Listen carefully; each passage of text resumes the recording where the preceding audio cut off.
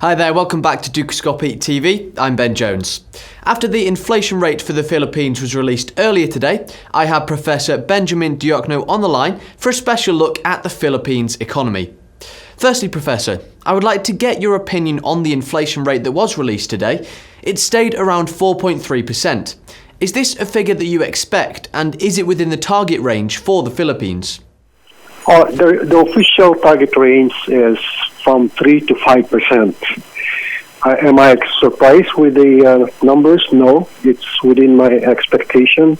I kind of predicted that it will be going down from a high of, what was it? A high of, I think 4.9 in August, 4.4 in September. So 4.3 is just fine.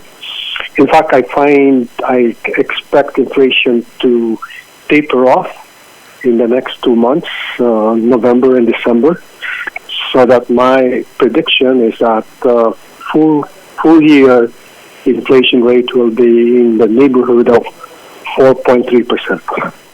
Now, there's been talk that the Philippines needs to move away from consumption-led growth if the economy is to continue to grow. Do you agree with this? And if so, what can drive growth for the Philippines? Definitely, I agree. We've been living on consumption for quite some time, I guess, partly because we have a very young population.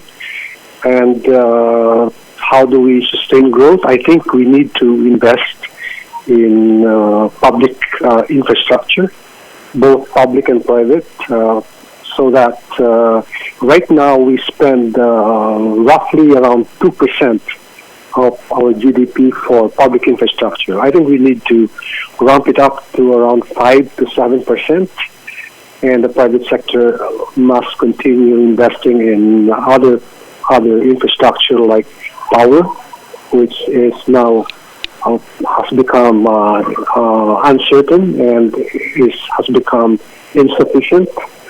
So that for the next 10 years, we really have to spend more money on public infrastructure. And finally, how is the Philippines economy performing at the moment, and what do you expect in the future? Well, the economy grew at 6% during the first half of the year. That's down from 7.2% full year in 2013, last year.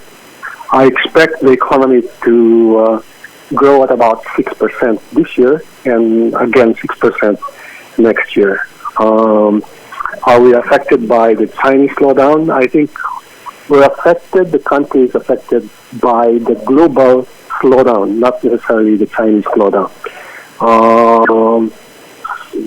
But as I said, we need to ramp up our spending on public infrastructure because of the weak world economy. I think we need to look inward. We have a lot of things to do internally, and I think that will be the driver of growth in the next few years. Professor, thank you very much for joining me on the line today. That's all we have time for, I'm afraid. We have plenty more updates and exclusive interviews for you, so make sure you keep clicking back to Dukascopy TV. Goodbye.